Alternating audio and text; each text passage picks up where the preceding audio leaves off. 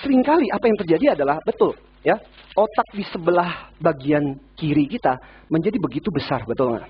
Ibaratnya kalau ini belahan otak dan ini begitu kecil, ya, setuju nggak sekalian? Iya, betul ya. Ini otak sebelah kiri kita jadi begitu besar karena seringkali dipakai, ya. Otak bagian sebelah kanan, ya, begitu kecilnya gitu, ya. Nah, saya nggak tahu Bapak sekalian ya, gambarannya. Ini ada bapak-bapak yang mulai ketawa gitu, ya. By the way, bicara tentang bagian ini, apakah ini mesti seimbang? Tapi saya merasa bahwa, ya, mungkin tidak sepenuhnya kita bisa menyeimbangkan ini. Tapi intinya adalah yang seringkali terjadi adalah bahkan bagian ini seringkali tidak terdevelop. Di dalam handout Anda, Daniel Pink, ada satu buku yang sangat-sangat menarik. A Whole New World judulnya. Daniel Pink. Ya, that is one of the best book, Bapak-Ibu sekalian. Ya, I don't think I have time untuk menjelaskan tentang hal itu. Daniel Pink pada dasarnya dia berbicara begini. Apa yang dibutuhkan di milenium yang baru? Kenapa kepemimpinan wanita dan sebagainya itu akan memperlengkapi? Karena ya itu yang seringkali terjadi gitu. Ya, bahwa sekali lagi kalau kita bicara, saya setuju dan arti gini, tadi digambarkan oleh Pak Irfandi dengan bagus, bahwa dengan berjalannya perjalanan karir kita, ya, dengan berjalannya bagaimana kita bergerak ke atas, makin ke atas, kita bukan lagi mengurusi hal-hal yang operasional. Kita akan banyak berurusan dengan orang, mengcoach orang, mengembangkan orang dan sebagainya. Di bagian level-level bawah, mungkin otak kiri masih banyak berdominan, setuju Bapak sekalian? Tapi dengan berjalannya waktu, komposisi bagian otak kanan ini mulai semakin ditekankan. Jadi kalau orang masih terus-menerus dalam posisi dia bergerak ke atas, masih terus-menerus fokus pada otak kiri, ada suatu ketika orang ini kemudian akan menjadi sangat mentok, betul Bapak sekalian?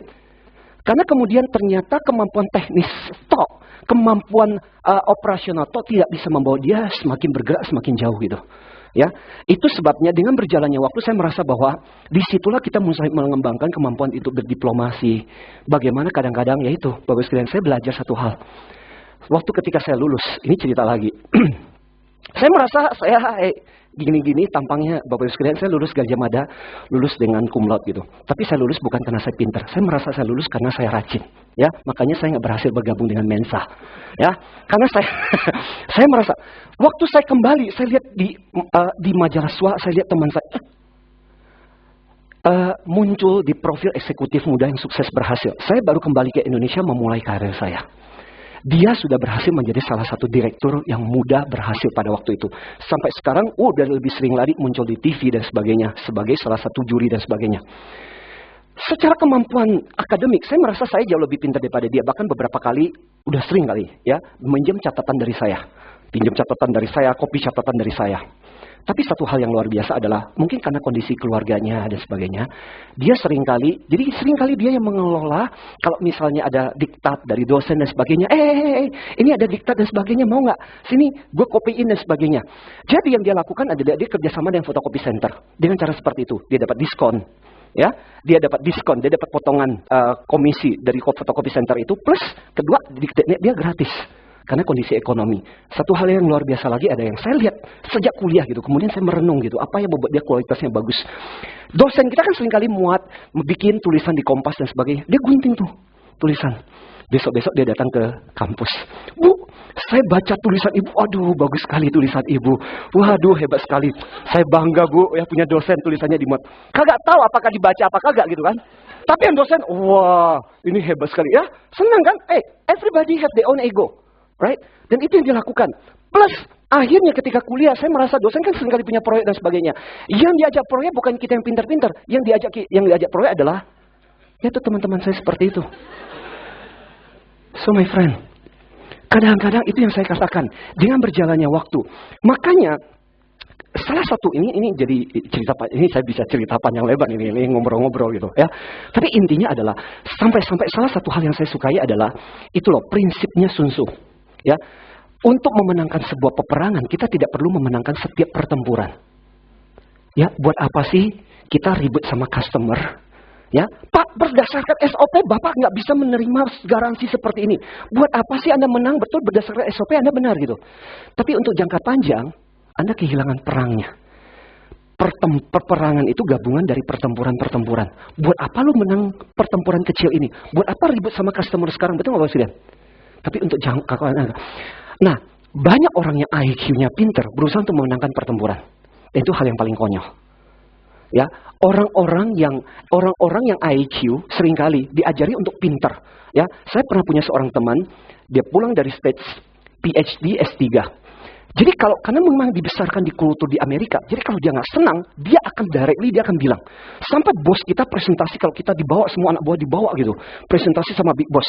Nah, teman saya ini, kalau dia merasa atasan kita presentasi nggak masuk akal, dia akan berdiri dan dia akan challenge atasan kita saat itu juga. Karena dia begitu pintar, sampai atasan kita sampai mukanya merah gitu. Sampai saya sering kali bilang, kenapa sih kayak begitu mah nggak usah diharuskan diomongin ke rapat gitu loh.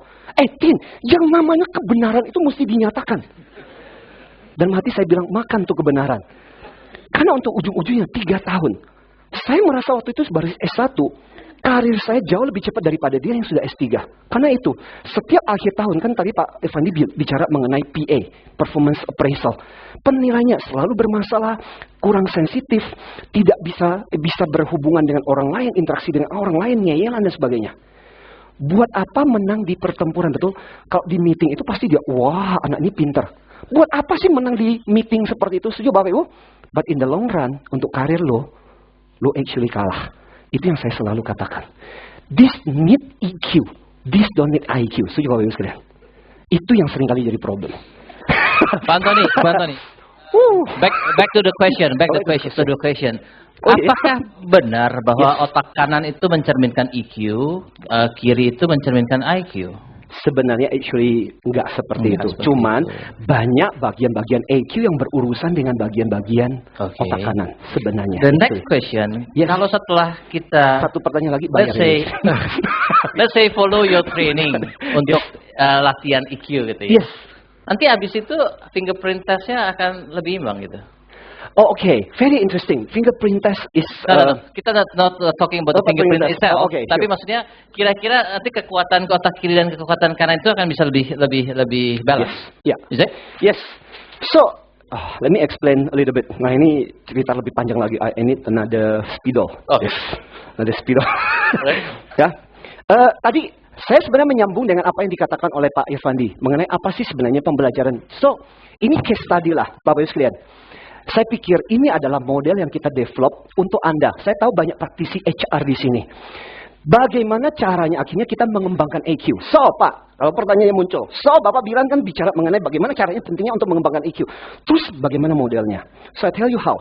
Ya, saya pikir ini setelah studi, setelah kita belajar sekian lama dan sebagainya, how? Ya. The best way to develop model soft skill seperti EQ, apa yang dilakukan? Ya, ini sedikit cerita lah dari studi kasus Bapak Ibu sekalian, apa yang dilakukan di dalam training EQ. Ya, ini hanya untuk memberikan gambaran.